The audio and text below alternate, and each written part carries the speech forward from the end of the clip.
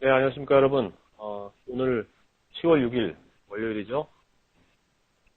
포럼 시간입니다. 오늘은, LG전자 그들은 어떻게 세계를 제패했나, LG전자의 혁신 스토리를 직접 LG전자에서 쭉 그 혁신 과정을 이끄신 그 CNE 혁신연구소의 박숙철 소장님 모시고요. 그레이트 피플 저서를 갖고서 50분간 얘기 나눠보도록 하겠습니다. 안녕하세요, 소장님. 예, 네. 반갑습니다. 네네. 여러분 반갑습니다. 네네.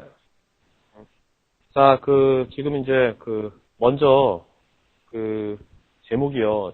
그레이트 피플 아닙니까? 예, 네. 그렇습니다. 저도 이제 책 보면 이제 good company, great company, 이런 예. 말들, 컴퍼니에 관련된 거는 많은데, 이제 제목을 왜 그레이트 피플로 이렇게 지으셨는지, 요거에 대해 잠깐 말씀해 주시겠습니까? 예, 책 제목은 LG전자 생활가전사업본부의 슬로건 가운데서 따왔습니다. 네. Great Company, Great People이라는 슬로건이 내부적으로 쓰이고 있는데요. 훌륭한 회사가 훌륭한 인재를 만들고, 훌륭한 인재가 훌륭한 회사를 만든다라고 하는 슬로건입니다. 네. 앞으로 훌륭한 인재를 통해서 훌륭한 회사를 만들어 가겠다고 하는 LG전자 생활가전사업본부의 슬로건 한 부분을 따왔고요. 네. 결국은 그레이트 컴퍼니는 그레이트 피플들이 만들어가는 것 아니겠습니까? 네. 이 책의 내용도 사실은 여러 가지들이 많이 있지만 사람들에 관한 이야기들입니다. 네. 그렇게 해서 제목을 이렇게 정했습니다. 네. 저도 이제 책을 읽어보니까, 우리가 혁신, 변화관리, 되게 어려운 말 같지만, 결국 그 중심에 사람이 있는 것이란 것을, 그 책에 많이 그런 게 돼 있고, 오늘 여러분들도 이제 그런 거 느끼실 것 같습니다. 구체적인 거는 이제 더 얘기를 나눠보도록 하고요. 먼저 소장님의 지금 어떻게 살아오셨는지, 잠깐 말씀해 주시겠습니까? 이 책 쓰시기 전까지. 예, 네. 저는 특별한 삶을 살지는 않았습니다. 네. 1974년도 LG전자에 입사해서 작년에 퇴직할 때까지 32년 동안 네. 한 회사에서 근무했습니다. 네. 물론 회사에 있는 동안에 여러 가지 업무를 두루두루 경험을 했습니다. 원래는 R&D 쪽으로 입사를 해서 R&D, 품질관리, 생산, 조직 문화, 그리고 이제 혁신에 관한 것까지 다양한 경험을 했고요. 제가 작년도에 회사를 그만두고 제가 평소에 꿈꿔왔던 일이 이 혁신에 관한 일입니다. 앞으로 평생 이제 혁신에 관한 연구와 또 기업들, 개인들의 혁신에 도움을 드릴 수 있는 일을 좀 해보겠다는 게 꿈이었고요. 처음으로 이제 제가 공식적인 일을 시작하기 전에 책을 한번 쓰는 게 좋겠다라고 생각을 했습니다. 오랜, 한 5년 전부터 그런 꿈을 꾸었죠. 그러다가 이제 회사를 그만두면서 지금이 타이밍이다라고 생각하고 작년 10월부터 시작해서 네. 작년 6월달 책이 나올 때까지 그동안 집필 활동했고요. 이제부터 이제 본격적인 제 꿈을 향해서 달려가는 첫 출발점에 서 있는 네. 그와 같은 상황입니다. 네. 32년간. 예, 그렇습니다. 근데, 연령대가, 어느 정도 되실 것 같은데, 되게 젊어 보시죠. 아니, 연령대 말씀하시고, 방송대 말씀하실 수 없고요. 젊어 보이신다고요. 네. 예, 그죠? 고맙습니다. 되게 젊어 보이죠? 네, 아주. 예. 여러분 달려고 노력하고 있습니다. 진짜 여러분, 여기 직접 오프라인에서 오신 분들 다들 공감하시는 건데요. 32년이시면, 우리나라에서 대학 나오시고, 군대 갔다 오시고, 아니면 대략 나이가 지금 어느 정도 나오는데, 되게 젊어 보이십니다. 네. 아무래도 이게 마음을 젊게 또 혁신적으로 살아가시니까 그런 것 같은데요. 자, 생활가전본부. 예. 우리가 보통 생활가전 하면 백백가전, 이래가지고. 예, 그렇게 이야기합니다. 사양산업 아니야? 이런 게 딱 들어오거든요. 예, 그렇습니다. 근데 현재 생활가전이 아까 책 제목도 세계를 제패했다고 했는데, 예. 현재 현황이 어떤 건지, 네? 예. 그거를 한번 말씀해 주겠습니다. 예, 생활가전은 흔히 이제 백색가전이라고 부르는 냉장고, 세탁기, 에어컨, 청소기, 전자레인지와 같은 사업을 하는 분야를 생활가전이라고 합니다. 90년대 중반만 하더라도 생활가전은 사양산업이다. 그래서 더 이상 한국에서는 할 만한 사업이 아니다라는 지형들을 받았습니다. 네. 그리고 LG전자만 하더라도 마찬가지였습니다. 그 당시만 하더라도 이 사업을 포기해야 하지 않느냐라고 하는 기로에 섰었는데요. 95년도부터 본격적인 혁신을 시작해서 약 10여 년 지나는 동안에 꿈꾸지도 못했던 세계 3위에 이르렀고요. 2012년에는 세계 1위가 되겠다는 이제 꿈을 꾸고 있습니다. 네. 현재 세계 1위는 월풀이고요. 네. 2위가 엘렉트로닉스, 3위가 LG전자입니다. 아직 2위와 1위와의 갭이 좀 있긴 합니다만은, 현재까지의 여러 가지 추진 속도라면, 뭐 2012년 되기 전에 네. 세계 1위를 할 수 있지 않겠는가, 이제 그렇게 보고 있습니다. 여기 여러 가지 10위권까지 나오는 거죠? 이 벤처 소프트웨어? 예, 그렇습니다. 근데 우리나라에서는 LG전자가 유일한 것 같네요. 예, 그렇습니다. 네. 자, 뭐, 에어컨 하면 저도 휘센이죠. 예, 휘센입니다. 세탁기 뭐죠, 여러분? 아세요? 세탁기. 네? 트롬. 그렇죠. 트롬. 네. 세탁기는 트롬이고. 냉장고는? 역시 3위니까 여기서 디저스. 다 아시네요? 예. 네. 자, 그럼 어떻게 보면 우리가 이제 100세까지 해서 이제 사양산을 생각했던 그 산업이 어떻게 더 위기를 기회로 해가지고 지금 이제 세계 3위, 그 다음에 향후 이제 세계 1위까지 지금 목표로 하고 있는, 어떻게 그렇게 변했는지 그 과정을 기업인들은 기업인의 관점에서, 그다음에 현재 현업에 있는 분들은 현업에 있는 관점에서 오늘 지켜봐 주시면 되게 좋을 것 같습니다. 네. 자, 오늘 이제 어떻게 보면 여기 도표에 나와 있는 혁신 10계명이라는데요. 이 계명을 하나하나씩 우리가 슬로건 10개를 좀 구체적으로 오늘 얘기를 나눠볼 건데, 이 10계명은 다 이게 LG전자에서 다 만든 겁니까? 아니면 어떻게 된 건가요? LG전자에서 혁신 10계명이라는 게 존재하긴 합니다. 네. 그런데 여기 있는 이 혁신 10계명은 LG전자의 10계명은 아닙니다. 나중에 3개는 LG전자에서 사용하고 있는 것하고 같은 겁니다만은, 네. 나머지 7개는 제가 만들어 넣은 것이고요. 네. LG생활가전이 그 어려움을 겪고 어떻게 세계를 제패할 수 있었는가, 과연 그 성공 요소는 무엇인가, 라고 하는 성공 요인을 추출하는 과정에서 제가 나름대로 뽑은 10가지 성공 요소를 혁신 10계명이라고 이름을 붙였습니다. 자세한 설명을 제가 드릴 시간은 없습니다만은, 네네. 이 10가지의 혁신 10계명이 그냥 나열식으로 된 것은 아니고요. 제 나름대로의 체계를 네. 가지고 뽑은 것들입니다. 간단하게 말씀을 드리면, 목표가 가장 중요하겠죠. 결국은 혁신을 하기 위해서는 목표를 설정하고 목표를 공유해야 하는 것이고요. 그리고 그 목표를 향해서 조직 구성원들이 실행을 해나가는 것이 골격입니다. 이 부분은 개인의 혁신이든 조직의 혁신이든 공통된 부분이라고 할 수 있습니다. 그리고 이제 이 목표를 좀 더 효율적으로 달성하기 위해서 피드백이라는 것이 매우 중요한 요소입니다. 그래야 빨리 효율적으로 목표에 도달할 수가 있겠죠. 네. 이 부분이, 오른쪽에 있는 이 부분이 개인의 혁신과 조직의 혁신의 공통 요소이고요. 앞쪽에 있는 4가지는 기업의 혁신에 해당하는 요소라고 볼 수가 있습니다. 조직 구성원들로 하여금 어떻게 위기의식을 느끼게 할 것인가. 그리고 정말 중요한 것은 경영은 사람이라고 하는 확실한 혁신 철학을 가질 필요가 있다라는 부분이고요. 그리고 리더들이 솔선수범해서 전체 혁신을 강하게 끌고 가는 리더십이 요구됩니다. 뿐만 아니라 한 번의 혁신이 아니라 지속적인 혁신을 이루기 위해서는 혁신을 시스템화해야 하고 또 조직 문화화할 필요가 있습니다. 그래서 앞에 있는 4가지는 기업의 혁신을 위한 성공 요소, 그리고 오른쪽에 있는 6가지는 기업과 개인의 혁신의 공통 요소. 제 나름대로 이런 논리를 가지고 10가지의 혁신 10계명을 추출을 한 것이죠. 아까 이 10가지 중에서 이제 원래 생활가정에서 있었던 건 3가지라고 했지 않습니까? 예, 3가지 어떤 건가요? 예, 3가지는 3계명 5%는 불가능해서 30%는 가능하다. 그리고 5계명 자원은 유한하나 지혜는 무한하다. 그리고 이제 마지막 10계명 영원한 1등은 없다. 이 3가지는 현재 LG전자에서 그동안 써왔던 혁신 10계명입니다. 네. 자, 여기 하나하나 이제 이거를 보기로 하겠는데요. 먼저 이제 첫 번째 계명이 경영 사람이던데, 여기서 이제 여기도 언급이 됐지만, 이 80년 노사분규가 이게 되게, 신문에도, 예, 뭐 잡지에도, 외국에도 되게 크게 이제 이게 특출된 건데, 이게 거의 3개월 반 정도 끈 거죠. 예, 약 네. 3개월여 아주 심한 노사분규를 경험했습니다. 이 위기가 일어나기 전에도 어느 조짐이 있었을 텐데요. 이 위기가 일어나기 전, 그다음에 이걸 어떤 과정을 겪어서 그 위기를 어떻게 극복했는지, 그 전후 과정을 좀 말씀해 주시죠. 예, 말씀을 드리죠. 1987년도 여러분 기억하실 겁니다. 민주화 선언이 있었던 해입니다. 그때 전국적으로 노사분규가 한 차례 있었습니다.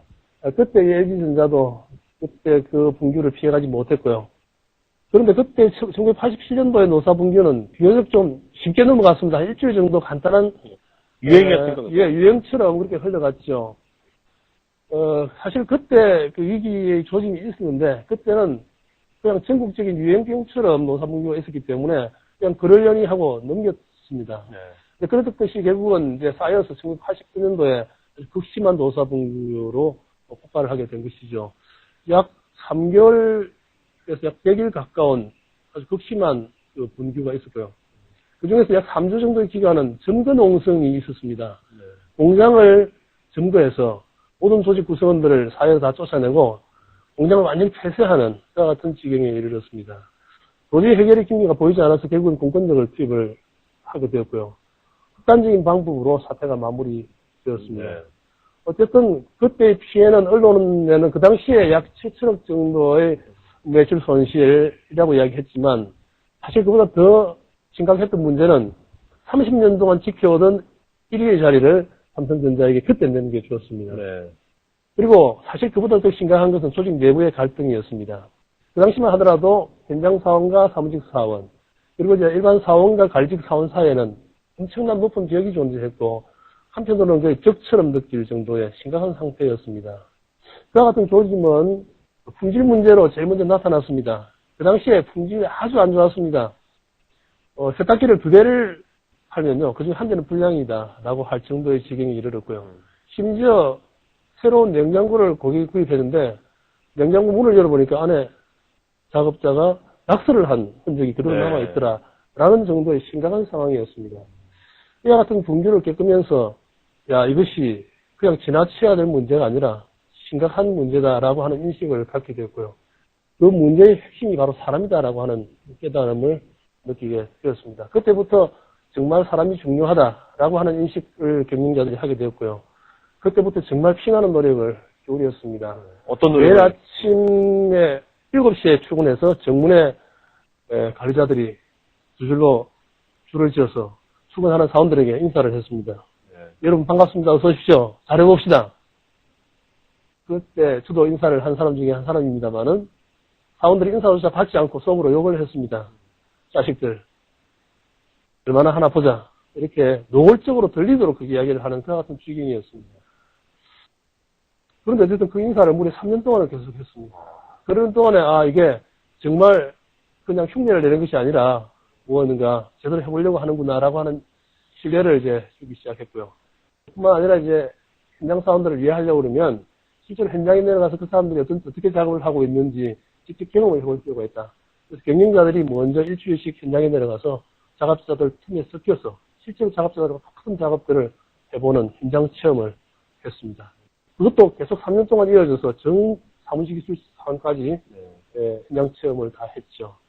그 외에 뭐 한마음 대행진이라든지 전 사원들이 계속할 수 있는 교육 프로그램들을 만들어서 진행하는 등의 활동들을 꾸준히 진행하면서 그 같은 갈등의 요소가 거쳐지고 신뢰가 쌓여가기 시작을 했고요. 그러면서 점차 이제 혁신의 발동이 걸리게 되었습니다. 네. 밑에 노경이라는 말 여러분들 LG전자에서만 쓰고 있는 용어입니다. 보통 노사 관계라고 하지 않습니까? LG전자에서 노경이라고 이야기를 합니다. 결국은 노사라고 하는 과거의 패러다임을 노경이라고 하는 패러다임으로 바꿔야 되겠다. 라고 해서 1993년도부터 LG전자는 노사가 아니라 노경이다. 근로자와 경영자, 사용자가 아니라 사용자라고 하면은 근로자 위에 서 있다고 하는 느낌들이 나지 않습니까? 네. 이와 같은 총체적인 노력을 통해서 결국은 사람이 가장 중요하고 결국은 그 사람의 혁신이 이루어지지 않고는 혁신은 불가능하다는 아주 통일한 깨달음을 얻게 되었다 이렇게 볼 수가 있습니다. 네. 그래서 이제 제가 알기로는 90년도부터는 그 LG전자가 분규가 없는 무분규 상태가 계속 지금까지 이어져 오고 있죠. 예, 그렇습니다. 네. 현재까지 전혀 분규가 없죠. 네. 자, 이거는 이제 어떻게 보면 첫 번째 위기였고요. 예. 80년대 이건 이제 노사분규였고, 이제 그 두 번째 위기는 이제 94년도였지 않습니까? 예. 이때는 이제 가격 파괴, 그러니까 경쟁이 되게 심하게, 가전업계에 심하게 돼가지고 가격 파괴가 됐는데, 두 번째 위기가 또 세 번째 IMF 위기. 예. 이런 것도 어떻게 지금 극복하셨고, 어떻게 그거를 또 기회를 만드셨는지 그 얘기 좀 해주시겠습니까? 첫 번째 위기가 내부의 일어난 위기였다고 하면 두 번째 위기는 외부의 영향이었습니다. 그 당시에 이제 서로 경쟁이 과열되면서 94년도에 일시에 그 가전제품의 가격이 15% 내지 20% 폭락하는 사태가 있었습니다. 네. 그때만 하더라도 거의 이익을 남기지 못하는 수준의 경쟁을 하고 있었는데 15 내지 20%의 가격 폭락이 일어나니까 견디기가 어려웠죠. 네. 그 당시 LG 그룹 차원에서 LG 생활 가전 사업을 재검토를 했습니다. 맥켄지에게 컨설팅을 맡겨서 진단을 받아왔는데요. 결론이 이렇습니다. 가능성이 없습니다. 장래성이 없습니다. 이 사업은 포기하는 게 좋겠습니다. 이와 같은 처방을 받았습니다. 하지만 그 당시에 생활 가전 사업을 했던 사람들로서는 저를 포함해서 그렇게 무너질 수는 없지 않겠습니까? 그래서 그때부터 이를 악물고 핵심 활동을 시작했고요. 제일 처음 시작한 운동이 3x3 운동입니다. 네. 3년에 3배의 성과를 내보자. 네? 3년에 3배입니다. 3년 3배면은 연으로 따지면 거의 한 50%씩, 45%씩 성장을 45%씩 연간 성장해야지만 예, 그 성장을 하지 않으면 불가능한 목표입니다. 그 당시로서는 말도 안 되는 이야기였죠. 그러나 사실은 이제 우리가 이렇게 하지 않으면은 살아남을 수 없다는 절체절명의 위기였기 때문에 CBR 활동이라고 하는 새로운 팀2를 도입하면서 3년 동안 지속하게 활동을 했고요. 결과는 놀라웠습니다.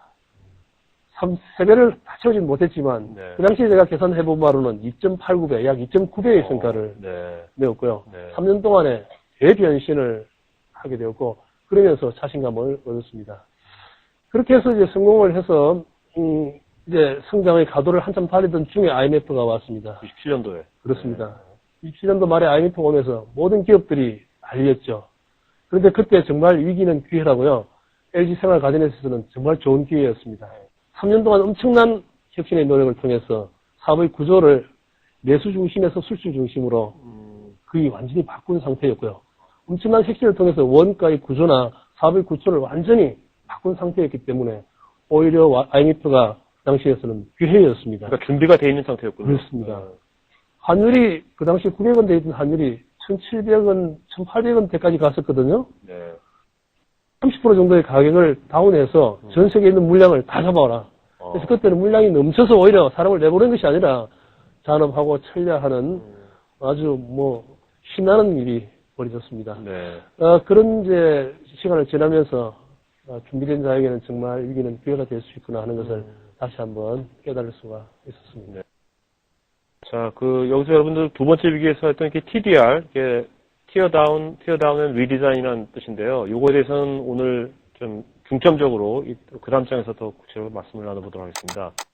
자, 세 번째가 이제 5%는 불가능해도 30%는 가능하다. 이게 역사적인 구호 같은데요. 5%가 가능하고 30%가 불가능한 것 같은데, 이 구호는, 슬로건은 이제 제가 알기로는 소장님께서 직접 만드셨다고요? 예, 제가 그 당시 조직 문화팀장을 하면서 여러 가지 혁신 슬로건을 만드는 가운데 제가 제 안에서 채택된 슬로건이기도 합니다. 굉장히 역설적이죠. 네. 오히려 역설적이기 때문에 그만큼 더 기억에 남고 많은 영향력을 발휘했다고 생각합니다. 5%를 목표로 하게 되면 사람들은 기존의 발상에서 출발하게 됩니다. 기존의 상태에서 좀 더 열심히 하면 될 수 있을 거야 라고 생각한다는 것이죠. 네. 그러나 30% 이상의 높은 목표를 설정하게 되면 기존의 발상으로는, 기존의 생각으로는, 기존의 방식으로는 불가능합니다. 그렇기 때문에 관점을 전환하게 되고 새로운 방식을 생각하게 된다는 것입니다.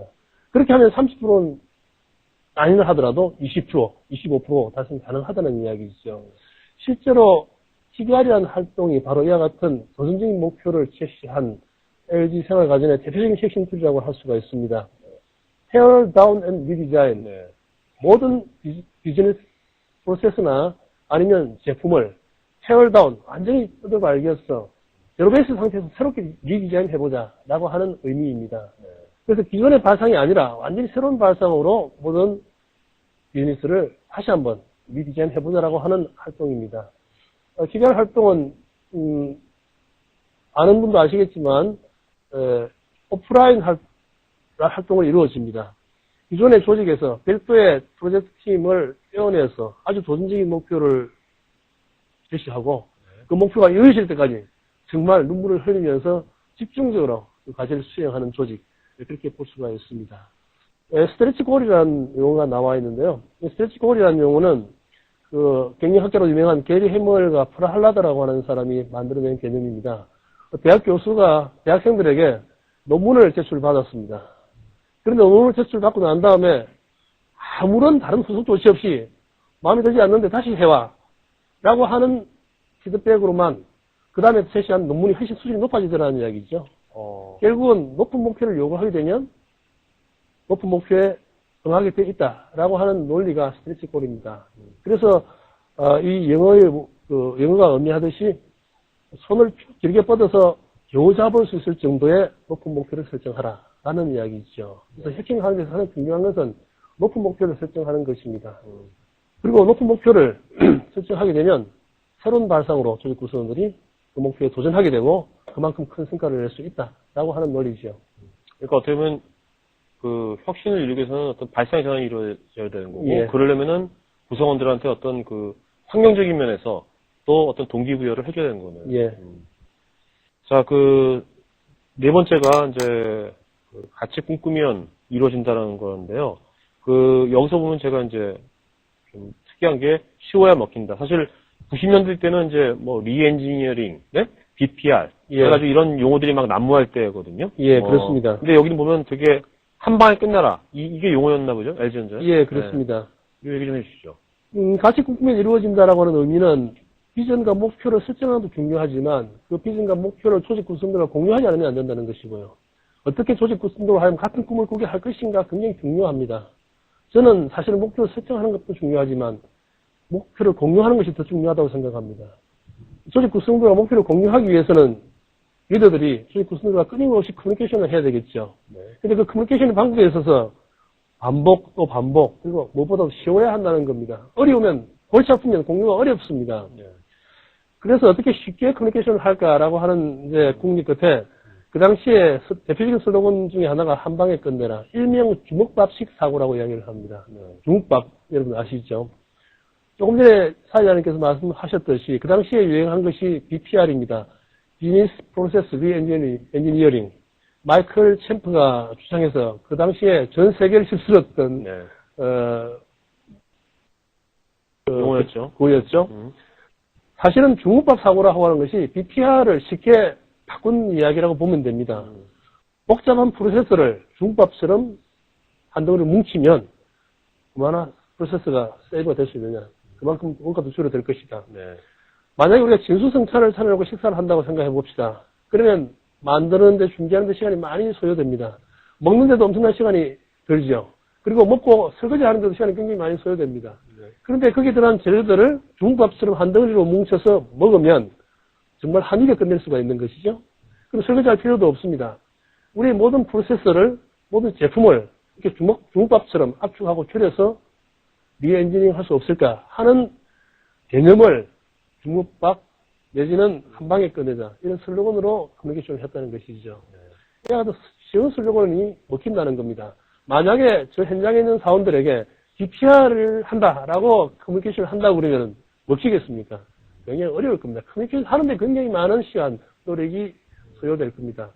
그런데 야 우리가 주먹밥처럼 우리 업무들을 해보자 라고 하면 굉장히 쉽게 먹히지 않겠습니까? 그래서 조직 구성들이 같은 목표, 같은 꿈을 공유하려고 그러면 이처럼 쉽게 그리고 반복해서 조직 구성들과 커뮤니케이션을 할 필요가 있습니다. 여기 현장 경영이란 근데 요 중에서 제가 보면 읽어본 것 중에 거기 뭐 MBW에서 요즘은 그 경영진들의 어떻게 보면 좀 그 구성원들하고 커뮤니케이션 방법이 좀 나와 있는데 그 얘기 좀 해주시죠. 실제로 LG 생활가전의 경영자들은 사무실에 앉아있는 시간이 거의 없습니다. 거의 일가의 70% 이상은 현장에 있다라고 보시면 됩니다. 이게 현장 경영이죠. 그만큼 의사결정이 빨라지고요. 또 조직 구성들하고의 커뮤니케이션 과정에서 쉽게 말해서 커뮤니케이션 로스가 없어집니다. 이걸 문서로 아니면 뭐 다른 매체를 통해서 전달할 수도 있지만 그렇게 되면 그 느낌이 전달되지 않습니다. 그렇잖아요. 이 일은 정말 중요한 일이야 라고 하는 커뮤니케이션을 한다고 칩시다. 그 중요한 일만 요약해서 문서로 전달하면 내용은 전달되겠죠. 하지만 그 말을 전달하는 사람의 표정이나 결이나 의지나 이런 부분은 전달이 되지 않습니다. 야, 우리 상무님이 저 이야기를 하실 때 눈에 핏발이 있었어. 라고 하는 것만으로 솔직히 그분들은 느낌으로 전달이 오는 것이 있거든요. 그래서 저는 커뮤니케이션에 있어서 이 다이렉트 커뮤니케이션, 이 직접 커뮤니케이션이 굉장히 중요하다고 생각하고요. 그것을 실천할 수 있는 가장 좋은 방법이 바로 현장 경영입니다. 자, 근데 그 다이렉트 커뮤니케이션이 뭐 좋은 건지 알겠는데 조직적으로 봤을 때 이렇게 되면은 중간 관리자라고 하나요? 예. 중간 관리자들이 아이고 왜 그 내 밑에 있는 직원들을 왜 임원진이 와가지고 직접 하는 것은 어디서 반발도 있을 수 있을 것 같은데 그건 어떻게? 그 커뮤니케이션 한 내용이 예. 중간 관리자들이 할 수 있는 내용이 아니라 결국은 경영자가 이야기해야 할 만한 성격의 것들이죠. 비전이라든지 또 장기 목표라든지 의지나 이와 같은 것들이기 때문에 그런 부분에서 컨플릭트는 별로 걱정하지 않으셔도 됩니다. 네. 자, 그리고 여기 L전자는 뭐 식당하고 뭐 화장실도 이런 그 혁신에 대한 것들이 많이 또 노출시키셨겠던데 어떤 방식으로 노출시켰나요? 결국은 반복도 반복이거든요. 결국은 커뮤니케이션의 양에 비례합니다. 결국 많이 노출을 할 필요가 있고요. 그런 점에 있어서 식당에 가면 식당에서 동영상을 통해서 회사 내 각종 정보나 비전이나 환경 변화에 관한 내용들을 자연스럽게 식사하면서 공유할 수 있도록 모든 설비들이 갖추어져 있습니다. 그리고 화장실에 가면 A4 사이즈로 많은 정보들이 화장실에서 공유가 가능합니다. 보통 일반 기업체 화장실에 가보면 아주 조그맣게 뭐 명언이나 또 가까이 다가오세요 뭐 영어 한마디 남자의 눈물은 뭐 이런 거. 예, 그런 정도만 돼 있지만 여자분들 모르실 텐데 왜 웃으시죠? 그렇습니까? 아니. 그런데 사실은 화장실만큼 좋은 커뮤니케이션 공간이 없습니다. 모든 직원들이 하루에 적어도 2번 이상 반드시 방문하는 곳. 그리고 사실은 그 볼일을 보는 동안에는 다른 데를 다른 생각할 여력이 없습니다. 앞에 있는 것을 볼 수밖에 없어요. 보지 말라고 해도 봅니다. 만약에 화장실에서 일주일에 A4 5매를 공유할 수 있다면 엄청난 정보의 양이죠. 네. 그래서 LG생활가전사업본부에서는 화장실도 아주 유용한 커뮤니케이션 공간으로 활용을 하고 있습니다. 네. 자, 그다음 이제 5번째 자원은 유한하나 지혜는 무한하다. 근데 이것도 원래 예전에 있었다는데 이 유래가 이게 중국산을 만든 거라면서 이게요? 예, 그 당시 이제 1996년 정도로 기억을 합니다만은 이제 LG생활가전의 중국 공장에 있는 친구 연수를 와서 일주일 동안 교육을 받고 소감을 썼는데요. 실은 절구로 된 한 시를 남겼어요. 네. 그 마지막 구절이 자원유한 진무한입니다. 이곳 LG전자 창원공장에 와보니 혁신의 함성이 더 높구나. 설비와 모든 공장의 모습은 우리와 크게 다를 게 없는데 실제로 그 일의 결과는 참 놀랍다.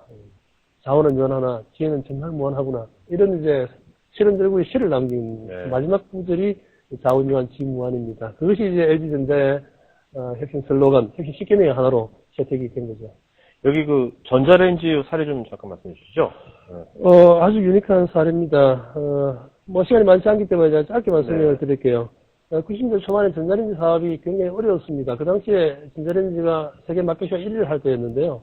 그 당시에 아마 연간 400만 대 이상을 생산을 했을 때였습니다. 그런데 갑자기 경쟁이 치열해져서 어려워졌습니다. 원가를 아주 극단적으로 낮추면 안 될 것 같은 상황에 처했습니다. 그래서 그 당시에 이제 TDR 팀이 아닌 일반 프로젝트 팀을 결성을 해서 그 팀에게 과제를 줬습니다. 네. 8개월의 시간을 줄 테니까 원가를 10% 줄여라. 그 당시에 원가를 10% 줄인다는 것은 굉장히 어려운 과제였습니다. 전자레인지는 굉장히 심플하기 때문에 원가를 줄일 수 있는 여지들이 많지 않았고요. 그때만 하나도 이미 많이 줄인 상태였습니다. 불가능하다고 생각했습니다. 그런데 8개월 만에 10% 줄였습니다. 근데 그것으로 끝났다면 전설이 될 수가 없죠. 이것이 전설이 된 이유는 그 팀이 그 프로젝트를 마치자마자 다른 프로젝트를 또 만들었습니다. 그리고 거기에 나온 그 결과를 그 팀에게 주면서 여기서 다시 10%를 줄여라. 8개월의 시간을 준다. 그 팀이 또 줄였습니다. 그것으로 끝이 아니었고요. 또 팀을 만들어서 그걸 다시 주었습니다. 그리고 그 팀이 10개월 만에 그것을 또 했습니다. 한 번 더 줬습니다. 무려 4번을 했는데 4번을 다 해냈거든요. 도저히 불가능하나요? 우리가 모든 역량, 모든 지식, 모든 정보를 다 동원해서 10%를 줄였는데 여기서 어떻게 또 10%를 한단 말인가 라고 생각하고 불가능하다고 생각했었는데 막상 해보니까 되더라는 이야기입니다. 이 같은 경험을 통해서 정말 자원은 무한하지만 기회는 무한하구나 하는 이 같은 성공 체험을 하게 되었고요. 그 이후로는 이제 많은 목표가 제시되어도 이제 불가능하다는 이야기를 못하는 그와 같은 분위기가 되었습니다. 여기서 이게 아까 10%씩 했는데 이게 아까 말씀하시기를 새로운 팀들이 했다는 거 아니에요? 기존 팀이 한 게 아니라. 그렇습니다. 이게 만약에 기존 팀에서 했으면 이렇게 나왔을까요? 불가능했겠죠. 기존의 팀이 했다고 그러면 우리는 할 수 있는 모든 것을 다 했기 때문에 여기서는 더 이상 불가능하다라고 하는 고정관념 때문에 어려웠을 겁니다. 그런데 새로운 팀이기 때문에 그래 저 팀에서 못하는 것도 있어. 그리고 우리가 또 새로운 걸 찾아내면 가능하지 않겠어. 그 같은 새로운 도전이 가능했기 때문에 이럴 수 있다고 보죠. 그건 지금 아주 좋은 포인트 같습니다. 자, 그 다음에 여섯 번째가 열정 없이 이룰 수 있는 일은 없다라고 하셨는데, 여기 혁신학교를 직접 운영하시지 않습니까? 예. 이 얘기 좀 해주시죠. 혁신학교는 사실은, 원래의 목적이, 어떻게 하면 전조직 구성도 하여금 혁신에 동참하게 만들 것인가 하는 목적으로 시작을 했습니다. 1993년도부터 현장 개선 학교라는 이름으로 시작을 했었고요. 그것이 계속 진행이 되면서 지난 2002년도부터는 LG 그룹 차원의 혁신학교로 발전을 하게 되었습니다. 네. 혁신학교는 아마 들어보신 분은 굉장히 악명 높은 학교로 알려져 있습니다. 네. 심지어는 해병대 훈련이 아니라 신미도에 견주어질 정도였으니까요. 네. 근데 그렇게 했던 목적은 하나입니다. 혁신의 가장 중요한 요소는 조직 구성의 열정이다. 진행했다는 의지라는 것이죠. 방법을 몰라서 혁신을 못하는 것이 아니라 성공했다는 열정이 없어서 못한다. 그래서 이 혁신학교를 통해서 조직 구성의 열정을 끌어내보겠다라고 하는 것이 혁신학교의 개념입니다. 네. 자, 일곱 번째가 실행인데요. 또 제일 중요하다고 할 수도 있는 것인데, 이 실행을 놓을 때 LG전자에 제가 최근에 특이했던 게 금기어가 있었다면서요? 예. 네. 금기어 얘기 좀 해주시죠. 예, 이 실행에 관한 부분은 제가 사실 강조하고 싶은 부분인데 시간이 많지 않기 때문에 맨 마지막 부분에 제가 다시 말씀을 드리기로 하고요. 조금 전에 질문하신 부분에 대한 답을 드리겠습니다. LG전자 생활가전에서는 금기어가 있습니다. 예, 알겠습니다. 예, 검토해보겠습니다. 라고 하는 말은 금기어입니다. 아니, 그 말은 보통 다 쓰는 말 아닌가요? 흔히 쓰는 말이죠. 그러나 그 속에는 실행의 의지가 들어있지 않다고 보는 것이죠. 그래서 그와 같은 표현을 해야 될 때 LG 생활가전에서는 예, 즉시 실행하겠습니다. 이렇게 이야기를 해야 합니다. 예, 알겠습니다 대신에요? 예. 아는 것으로 끝나서는 되지 않는다는 거죠. 아는 것이 중요한 것이 아니라 그것을 실천해야 한다는 것이죠. 그래서 예, 즉시 실행하겠습니다. 그것도 그냥 실행하겠습니다가 아니라 즉시 실행하겠습니다. 그 정도로 실행력을 강조하고 있는 조직입니다. 네. LG 생활가전의 결정적인 혁신 성공 요인이 뭔가 한마디로 이야기를 하라 하면 저는 서슴없이 실행력이라고 이야기를 하고 싶습니다. 근데 아까 검토해보겠습니다 뭐라고 해야 되나요? 예, 즉시 실행하겠습니다 속에는 그것도 알아들었고 네. 검토해서 실행하겠다는 의미가 다 포함되어 있다고 보셔야죠. 네. 여기 그 다음에 먼저 실행하라고 하셨지 않습니까? 예. 연간 사업 계획이 일반적인 회사하고 어떻게 달랐나요? 수립하는 프로세스가. 통상의 기업이 연간 사업 계획을 수립하는 프로세스 다 유사합니다. 근데 이제 시점만 가지고 이야기를 하면 대부분 연말에 계획을 세워서 그것을 실행하는 시점이 연초. 네. 그게 이제 서로 연초에 또 조직 개편이 보통 다릅니다. 근데 그것을 다 지나고 나면 빨라야 2월, 3월 달쯤 돼야 실행에 들어가는 것이 보편적입니다. 네. LG 생활가전의 경우에는 그 사이클을 앞으로 더 당겼다고 보시면 됩니다. 당해 연도 8월 달경부터 해서 다음 해 계획을 수립하고요. 8월 달에. 예, 그것을 10월까지는 완벽하게 마칩니다. 구체적인 실행 계획까지 수립을 한 상태를 이야기합니다. 막연한 계획이 아니라 목표 설정은 물론이고 실행 계획까지가 완전히 확정된 상태를 10월 말까지 마치고 11월 중에는 그 다음 해 일이 이미 스타트되고 있다라고 보시면 됩니다. 비즈니스에서 2개월 내지 3개월 정도 먼저 실행한다고 하는 것의 그 차이는 엄청난 계획의 차이를 만들어낼 수가 있습니다. 자, 이제 피드백의 행동을 바꾼다 하셨는데, 여기서 이 눈으로 보는 관리라는 게 이게 특이한 문구인데, 이게 어떤 것이 도대체 눈으로 보이는 관리인가요? 예를 들지요. 눈으로 보는 관리라고 하는 부분은, 모든 피드백을 눈으로 봐서 바로 알 수 있도록 피드백하자. 그래서 궁극적으로 리얼타임으로 피드백을 하자라고 하는 컨셉입니다. 네. 이와 같은 리얼타임 피드백, 눈으로 보는 관리를 가장 잘 실천하고 있는 회사가 일본의 도요타 자동차라고 볼 수 있습니다. 도요타 자동차의 경쟁력은 사실은 이 눈으로 보는 관리에 있다라고 할 정도로 굉장히 탁월합니다. 네. LG 생활 가전 부분도 도요타의 이 눈으로 보는 관리를 굉장히 많이 응용을 했고요. 가보시면은 모든 목표나 모든 결과들이 눈으로 봐서 확인할 수 있을 수준으로 관리가 되고 있습니다. 예컨대 경영자가 현장에 내려가서 단독자를 불러서 물어보지 않고 현재 이 현장이 어느 수준으로 잘 돌아가고 있는지를 눈으로 보아서 알 수 있어야 한다는 겁니다. 현재의 생산 현황, 현재의 품질 관리 상태, 현재의 작업 관리 상태, 작업자들의 상태, 모든 것들이 실시간으로 관리되고 있다. 이런 이야기입니다. 피드백 스피드가 그만큼 빠르다는 얘기고요. 결국은 피드백의 스피드는 행동의 스피드를 좌우합니다. 예를 들어 보십시다. 만약에 우리가 1개월 단위로 결과를 피드백하게 되면 사람은 1개월 단위로 움직여요. 한 보름까지는 느긋해집니다. 보름 지나면 그때부터 바빠지죠? 만약에 그 결과를 일주일 단위로 피드백한다고 생각하십시오. 해보십시오. 그러면 월요일, 화요일 정도까지는 좀 느긋하다가 수요일부터 바빠집니다. 네. 그 결과를 만약에 1일 단위로 피드백한다고 그러면 아침에 잠시 커피 한잔 마시고 바빠집니다. 만약에 그 결과를 리얼타임으로 피드백한다고 그러면 사람들은 계속 바쁠 수밖에 없습니다. 결국은 이 피드백을 얼마나 신속하게 정확하게 하느냐 하는 것이 그 조직의 스피드에 직결됩니다. 그래서 피드백의 가장 이상적인 형태가 저는 눈으로 보는 관리 이렇게 이야기를 여기는 할 그러면 수가 있습니다. 그 실제 현업의 현업하는 일하는 그 장소에 이런 것이 다 예. 개수들이 다 이렇게 전광판치로 나와 있나요? 그렇습니다. 네.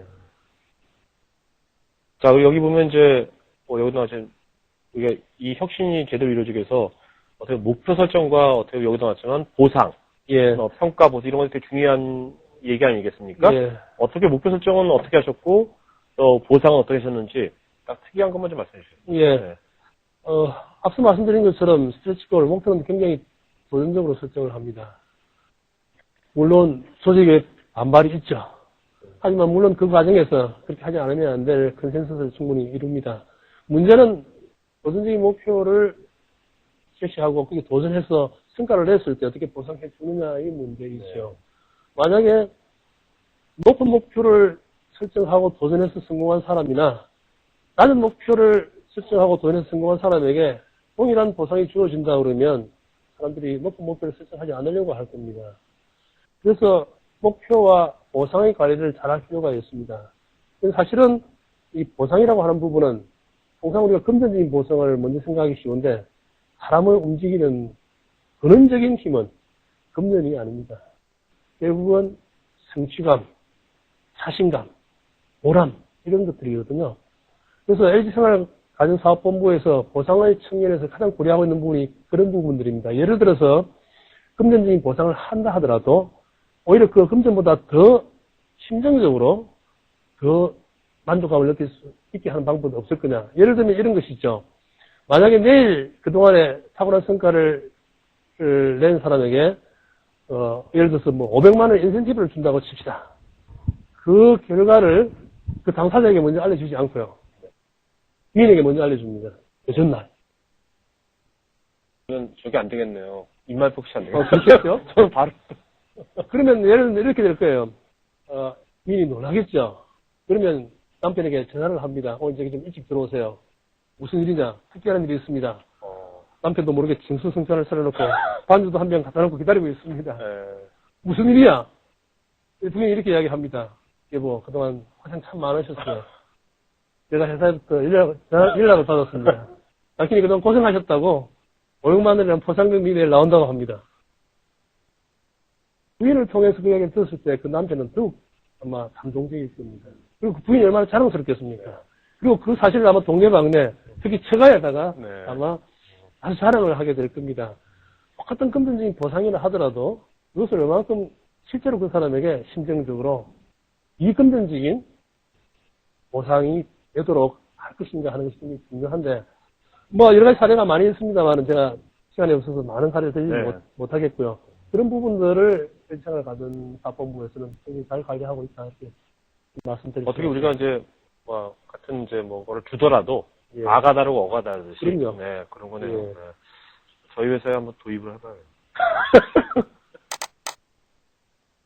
자, 그 다음에 리더십 얘기가 나오는데요. 소선수범. 예. 여기 실제로 아까 거의 실시간의 피드백. 예. 작업장이 되게 제가 상상하기에는 되게 바쁠 것 같거든요. 그렇습니다. 근데 그거를 과연 구성원들이, 예. 직원들이 그걸 견뎌내면서, 예. 아무리 동기부여 좋다고 하더라도, 그렇게 하기 쉽지 않을 것 같고, 사람인데. 그 이유가 책에는 이제 솔선수범이라고 했거든요. 예. 도대체 어떻게 현장 관리자들이나 경영진들이 솔선수범을 했는지. 예. 네. 한마디로 말씀드리면, 현장의 사원들이 감독자 되기를 끓여야 한다라고 할 정도입니다. 감독자 된다는 것은 승진을 하는 것이고요. 굉장히 좋은 일이지 않습니까? 능력을 인정받는다는 것이고, 리더십을 발휘할 기회가 주어진다는 겁니다. 물론, 그와 같은 개인적인 욕구가 있는 분들은, 물론 감독자가 되고 싶어 하죠. 그러나 많은 사람들이 감독자가 되면 너무 힘들어요. 네.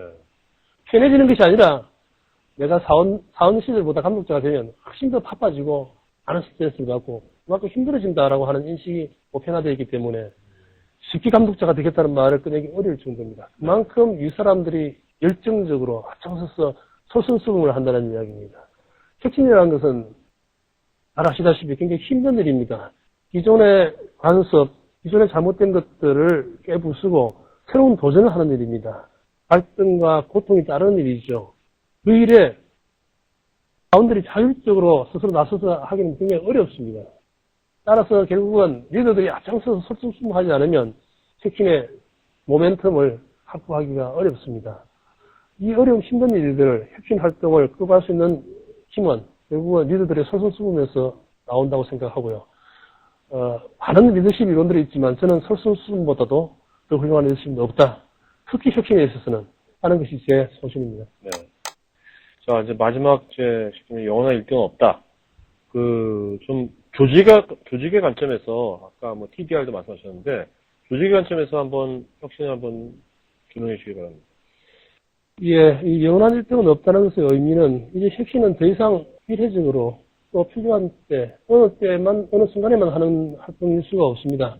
너무나 환경이 급변하고 있기 때문에, 또 경쟁이 점점 치열해지고 있기 때문에, 결국은 혁신을, 꾸준한 혁신, 지속적인 혁신으로 끌고 가지 않으면 안 되는 시점입니다. 네. 그러려고 그러면 이 혁신을 시스템화해야 합니다. 그리고 이것을 조직 문화가 되게 해야 되고요. 저는 극단적으로 혁신이라고 하는 DNA가 조직 구성들의 몸속에 흐르도록 해야 한다. 이렇게 말씀을 드리고 싶습니다. 네. 바로 도요타와 지혜와 같은 회사들이 바로 혁신을 시스템화한 회사, 그리고 혁신을 조직 문화화한 회사라고 할 수 있습니다. 그래서 몇십 년 동안 지속적인 혁신의 고삐를 넣어주지 않고 지속적으로 혁신을 해오고 있지 않습니까? 물론 LG생활가전은 이제 10년 좀 넘는 이제 제대로 혁신을 하는 것은 14년 정도 되었습니다만은 이 혁신이 아직도 완전히 시스템화되었다라고 보기는 어렵습니다. 정체화되었다고 보기는 어렵습니다. 그러나 이제 어느 정도 그 틀을 잡았다고 볼 수 있는 부분이 바로 이 TDR입니다. 이 TDR 활동은 14년 동안 지금까지 계속 해오고 있고요. 이 TDR 활동을 계속하는 동안은 아마 혁신이 시스템화 될 수 있을 것이라고 보는 부분입니다. 네. TDR의 큰 특징 중에 하나는 양면 조직, 이제 조직론적으로 학자들이 분석하기로는 양면 조직이라고 이야기합니다. 현업 조직과 혁신을 전담하는 혁신 수행 조직을 이원화시켜서 조직을 운영한다는 것이죠. 이 TDR이 특히 성공할 수 있었던 배경에는 한국적인 문화가 크게 작용했다고 봅니다. 여러분 아시죠? 돈 내기 문화라고 하는 거. 특히 우리 한국인들은 돈 내기 문화에 굉장히 강한 특성을 가지고 있습니다. 아주 높은 불가능한 목표라 하더라도 한번 해보자라고 마음먹으면 해내고요. 또 그래 잘한다라고 한번 등만 쳐주면 신이 나서 더 잘하는 굉장히 목표 지향적인 그런 문화를 가지고 있고요. 어떻게 보면 그런 측면에서 보면 이 TDR은 한국의 그 같은 목표 지향적인 문화를 잘 접목시킨 결과다 이렇게 볼 수가 있고요. 그 같은 한국적인 정서가 있기 때문에 저는 이 TDR이 그동안 성공해왔고 앞으로 계속 성공하리라고 봅니다. 네. 앞으로 LG생활가전이 아마 이 TDR을 통해서 지속적인 혁신을 이뤄갈 수 있으리라고 봅니다. 네. 저도 이제 책을 읽으면서 특히 이 부분, 그러니까 혁신을 이루기 위한 조직을 기존의 현업부서에 다 차출을 해가지고 예. 혁신에만 전념하게. 예. 자기가 원래 속해 있던 현업부서에 일을 하지 않고 예. 혁신을 전념하게 했던 것이 이게 야 정말 이것이 큰 차이를 만들었구나 예. 하는 생각이 들었습니다. 자 이제부터 질문 받겠습니다. 여러분 질문 지금 벌써 하신 분도 있고요. 오늘 아까 게시판에 김영수님까지 먼저 하신 분도 있는데요. 먼저 질문 받기 전에 한 가지만 여쭤보겠습니다. 여기 보면은 캐리커처 있지 않습니까? 예. 네. 지금 현재 이제 나오셔서 혁신 연구를 하셨는데 이 캐리커처가 이게 뭘 의미하는 게 있나요? 이게 뭐 예. 거의 다 벗으시고 뛰시는 것 같은데. 예, 이 캐리커처는 제 홈페이지 그리고 제 명함에도 네. 표현이 되어 있습니다. 제가 이 혁신학교를 운영을 하면서 6년 전부터 마라톤을 시작을 했습니다. 제 나이는 대략 짐작을 하실 테고요. 네. 6년 전만 하더라도 40대 후반이었습니다. 그 당시에 제가 체중이 무려 84kg, 건강 상태가 매우 좋지 못했습니다. 11기에 이제 마라톤을 시작을 하게 되었고요. 네. 그동안 제가 마라톤 풀코스를 10회 완주를 했고요. 뭐 10km 하프는 수도 없이 많이 뛰었습니다. 네. 그리고 재작년에는 100km 울트라 마라톤까지 완주를 했습니다. 제가 이 마라톤을 하면서 정말 실행하는 것이 힘이구나 라는 것을 절실히 느꼈습니다. 제가 마라톤 풀코스를 10회 완주하고 100km 울트라 마라톤을 완주하게 된 것은 400m 트랙을 한 바퀴 도는 것을 꾸준하게 실행한 결과입니다. 그래서 나는 평생 이 실행이라는 하두를 나의 하두로 삼아야겠다라고 하는 측면에서 제가 이 캐릭터를 활용하고 있습니다. 아주 멋있습니다. 네. 자, 그럼 먼저, 제일 먼저, 온라인상으로 등록할 때 질문해주신 김영수님. 이게 질문 내용은 결국 이거거든요. 요새는 주주경영의 중심이 아니라 요새는 또 이제 지속가능 경영이란 말이 화두가 되고 있는데요. 예. 혁신의 관점에서 예. 지속가능 경영을 어떻게 보시는지, 어떻게 우리가 지속가능 경영을 혁신의 관점에서 봐야 될지, 그 관점을 좀 말씀해 주시겠습니까? 네. 최근에 지속가능 경영에 관한 이야기들이 많이 이야기되고 있습니다. 저는 그 분야에 대해서 깊이 있게는 잘 모르겠습니다. 그러나 제가 생각한데 결국은 지속가능 경영이나 지속적인 혁신을 하는 경영이나 저는 뭐 같은 맥락에서 볼 수 있다고 봅니다. 그렇게 보면 결국은 그레이트 컴퍼니가 되기 위해서는 가장 필요한 것이 그레이트 피플을 어떻게 확보하느냐는 것이 문제이죠. LG 생활가전에서는 그레이트 컴퍼니, 그레이트 피플이라는 슬로건을 쓴다고 제가 서두에 말씀을 드렸습니다. 결국은 높은 목표를 설정하고 그리고 그 목표를 향해서 끊임없이 실행을 하는 지속적인 혁신을 추구하는 사람들, 그걸 그레이트 피플이라고 본다고 그러면 네. 그와 같은 사람들이 움직여서 만들어가는 회사, 그것을 그레이트 컴퍼니라고 볼 수가 있고요. 결국은 그것이 지속가능 경영과 같은 맥을 갖고 있지 않느냐 그렇게 말씀드릴 수가 있겠습니다. 네. 그 다음에 안병기님께서 질문하신 게 이런 여러 가지 노사관계 등 위기가 많을 텐데 개인적으로 많은 스트레스와 어려움이 많을 때 개인적인 건강이나 극복하는 어떤 것이 있습니까? 근데 아까 마라톤 얘기하셨으니까 비법이 있습니까, 그죠? 네. 지금은 사실은 마라톤이 제가 스트레스 해결 방법입니다. 회사에 있을 때 어떻게 하셨나요? 회사에 있을 때는요, 제가 그 당시만 하더라도, 제 모토가 피할 수 없다면 즐기자라는 거였습니다. 네. 그래서 주위에 제가 같이 일했던 사람들은 참 당신은 모든 일을 참 즐겁게 한다라고 하는 그런 이야기를 많이 들었습니다. 물론 힘들죠. 하지만 이왕 할 일이다 그러면 즐거운 마음으로 해보자라고 하는 저 같은 마음 자세가 스트레스 푸는데 가장 큰 힘이었던 것 같고요. 그래도 풀리지 않을 때는 때로는 술도 마시고 네. 그렇게 했습니다. 그 다음에 안강희님께서는요, 그동안 한전과 같은 공기업의 폐해를 여기저기서 들어본 바 LG전자를 살린 김상수 신임 한전 사장의 혁신 10개명을 통한 대변혁을 통하여 연매출 65조 원이 넘는 거대 공기업 한국전력공사도 3년 내로 LG전자가 14년 만에 이룩한 계획을 달성하기 빕니다. TDR 활동을 통하여 전기요금이 낮아진다면 에어컨을 사서 여름날에 에어컨 편하게 틀고 살길 바랍니다. 예, 고맙습니다. 이분은 한전분이신지 아니면 소비자인지 잘 모르겠네요. 네. 그러지 않아도 사실은 지금 한전 사장으로 부임하신 김상수 부회장님을 제가 오랜 동안 혁신 스텝으로 모셨기 때문에 지금 한전의 혁신을 그분이 한전도 가셨군요, 지금. 제가 사이드에서 좀 도와드리고 있습니다. 네. 제가 큰 힘은 되지 않겠지만 저는 아마 그분이,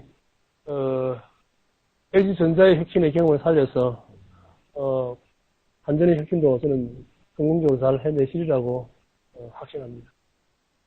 자, 그 다음에 김응복님께서는요, 중간 간부가 이 혁신에 적극적이지 않을 때는 어떤 조치를 취하셨는지요? 이분은 제가 보기에는 사원 아니면은 배영자 같습니다.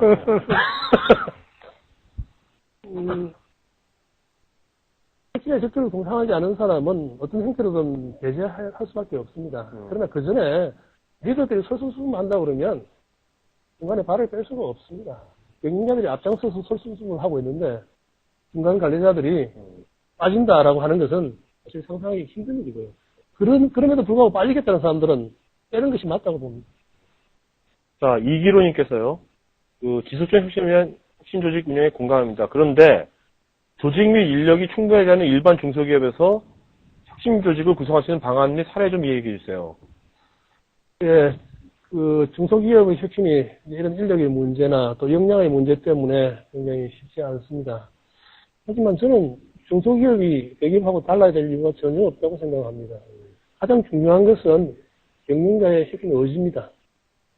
저는 거기에서 이미 90% 이상은 좌우된다고 보고요. 문구만 찾으면 제가 아까 말씀드렸듯이 자원은 유한하나 지혜는 무한합니다. 돈이 없어서 시스템이 갖춰지지 않아서 사람이 없어서라고 하는 것은 결국은 핑계입니다. 결국은 조직 구성들이 얼마만큼 하겠다는 의지를 가지고 있느냐는 문제이죠. 물론 혁신을 성공한 회사들의 많은 사례들을 참고하는 것도 도움이 되겠지만 1차적으로는 당사자들이 얼만큼 혁신에 관한 의지를 가지고 있느냐, 만약에 가지고 있지 못하다면 어떻게 갖게 할 것이냐, 얼만큼 위기의식을 느끼게 할 것이냐라고 하는 것이 저는 핵심이라고 말씀드립니다. 진짜 궁금한 게요. 예. 이게 L전자의 혁신, 아까 TDR, 혹은 거기 이제 조직적인 관점에서 보면 혁신을 수행하는 그룹은 거기 전념했지 않습니까? 예. 현업에서 일을 안 하고. 예. 중소기업 같은 데는 사실 그러기가 쉽지 않잖아요. 그렇습니다. 그럴 경우는 어떻게 해야 될까요? 그래서 그건 좀 단계를 밟을 필요가 있습니다. 사실은 LG전자도 처음부터 20%를, 10% 빼낼 때 굉장히 많은 어려움이 있었습니다. 쉬운 일이 아니죠. 그렇죠. 어떤 부서 치고, 좋아하겠습니까? 사람이 남는 부서는 없지 않습니까? 항상 모자랍니다, 사람은. 파킨슨의 법칙이라고 여러분 아시죠? 사람은 늘 모자라게 되어 있습니다. 하지만 그 당시 20%를 뽑게 될 때 불가능하다고 사실은 한 일을 한 거죠. 그런데 그 당시로서 그렇게 할 수밖에 없었던 것이 그렇게라도 하지 않으면 살아남을 방법이 없었기 때문에. 근데 막상 20% 뽑아보니까 충분하더라고요. 실제로 많은 책에서 그런 사례를 이야기하고 있습니다. 사람을 20% 30% 뽑으면 절대로 돌아가지 않을 것 같아도 그냥 뽑아놓고 보면 돌아간다는 겁니다. 그래서 사람이 없어서 못한다 하는 부분도 일종의 저는 고정관념이라고 생각합니다. 자, 이 말은 아주 경영자분들이나 아니면 팀장들급도 잘 해결되면 좋을 것 같습니다. 네. 자, 네, 황성준님께서 이분도 좋은 질문 하셨는데, 이 10개명 있지 않습니까? 예. 만약에 L전자가 예. 아까 목표가 2012년인가요? 예. 12년 세계 1위. 예. 세계 1위를 제패한다면 예. 그 이후에도 이 10개명은 계속 유지가 돼야 될지 아니면 여기서 보완될 개명이 있을지. 예. 제가 앞서 말씀드린 대로 이 10개명은 LG전자의 10개명은 아닙니다. 네. 제가 LG전자의 성공 사례를 바탕으로 보편적인 혁신 성공 요소라고 해서 추출한 것이거든요. 네. 저는 이 혁신 10개명이 어느 기업, 또 어느 시기에 관계없이 혁신을 하고자 하는 기업이라면 반드시 적용해야 할 저는 필요한 요소라고 생각을 하기 때문에 달라져야 될 이유는 없다고 생각을 하고요. 오히려 이 10개명이 제가 물론 제 책을 통해서 처음으로 공표한 혁신 10개명이긴 합니다만은 많은 기업들이 이 10개명을 자사의 혁신 10개명으로 그렇게 활용을 해 줬으면 하는 바람입니다. 네. 그리고 오프라인도 질문하실 분 있으면 손 들어주세요. 미리. 예.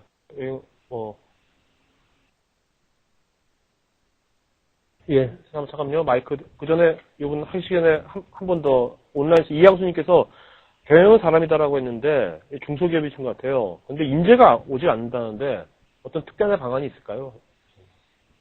인재가 와야지 뭐 경영을 하든지 말든지. 사실 이제 가장 어려운 부분입니다. 회사가 잘 돼야 좋은 인재가 오요. 네. 또 좋은 인재가 와야 또 회사가 잘 되는 그런 선순환을 그리게 되는데, 다르게 말하면 악순환을 그릴 수 있다는 것입니다.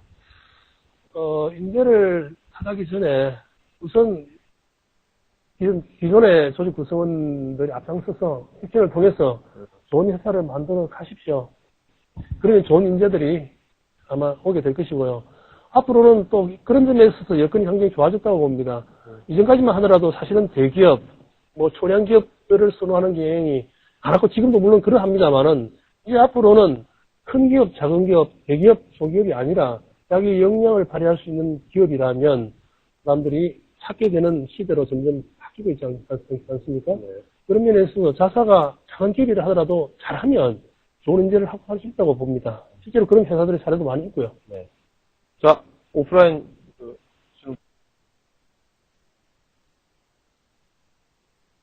예, LC파워클의 송영호라고 합니다. 예. 예, 오늘 강의 잘 들었고 감사드리고요. 한 두 가지 정도 좀 궁금한 점이 있어서 말씀드리려는데요. 하나는 처음에 그레이트 피플이란 말을 쓰셨는데, 예. 그레이트 컴퍼니 그러면은 마치, LG전자가 시장 점유율, 세계 시장 점유율 1위를 하면 그게 그레이트 컴퍼니가 되는 것 같은 느낌을 받거든요. 그렇게 정의를 하신 건지, 아니면 사람들한테 존경받는 기업이라든가, 뭐 이런 쪽으로 해서 좀 다른 측면이 그레이트 컴퍼니란 말을 붙일 수 있는 게 아닌가. 혁신만을 하면은 그레이트 컴퍼니가 되는 건지, 그런 게 좀 목표라 그럴까요? 그런 게 조금 궁금하고요. 두 번째는 이 회사라는 게 이제 여러 가지 부서가 있는데요. 백색 가전사업부가 아니라 뭐 R&D 중심이라든가 예. 이런 데 적용하려고 그러면 뭐 차이점이 있는지 그런 것도 좀 궁금합니다. 예. 그레이트 컴퍼니가 단순히 매출을 많이 올리고 또 이익을 많이 내는 기업의 의미는 아닙니다. LG 생활 가전에서 그레이트 컴퍼니, 그레이트 피플이라고 했을 때는 이 속에 물론 이제 성과적인 측면도 있었지만 조직 구성원들의 경쟁력을 갖춘, 조직 구성원들의 자부심을 느낄 수 있는, 그래서 세계 유수한 기업들이 LG전자의 직원들을 서로 채용하겠다고 하는 정도의 기업을 만들어 보자는 것이 목표였습니다. 그리고 지금도 이 그레이트 컴퍼니라는 개념 속에는 그와 같은 개념이 포함되어 있다라고 보시면 됩니다. 그래서 그레이트 컴퍼니만 이야기하는 것이 아니라 그레이트 피플을 같이 이야기하는 것이죠. 그레이트 피플이라는 개념이 그런 겁니다. 전 세계의 기업들이 서로 탐내는 그와 같은 인재들을 만들어보자. 그와 같은 인재들이 만들어가는 회사는 당연히 그레이트 컴퍼니가 아니겠느냐 하는 이야기고요. 두 번째, R&D 전문기업에 제가 지금 말씀드린 혁신 10개명, 이와 같은 변화관리 모델이 적용될 수 있을 것인가? 당연히 적용이 됩니다. 제가 이 혁신 10개명을 추출할 때는 제 책에도 그렇게 표현을 했습니다만은 어느 기업이나 심지어 기업이 아니라 개인에게도 적용할 수 있는 변화관리 모델을 추출해보자라고 해서 뽑은 겁니다. 제 책의 그 레퍼런스를 보시면 아시겠지만 혁신에 관한, 변화관리에 관한 모든 책들은 제가 두루 섭렵을 했고요. 그 중에서 공통적인 요소들과 또 그 다음에 그리고 제가 그동안 경험했던 것들을 녹여서 만든 것이기 때문에 R&D라고 그래서 달라질 이유가 전혀 없다고 말씀드리겠습니다. 네, 고맙습니다. 자, 김희정님께서는요, 비용 절감 혁신이 이루었는데, 비용 절감도 되면서 품질 관리도 어떻게, 아까 전자레인지처럼, 예. 이 두 가지 토끼를 어떻게 잡았는지, 품질 관리는 어떻게 하셨는지.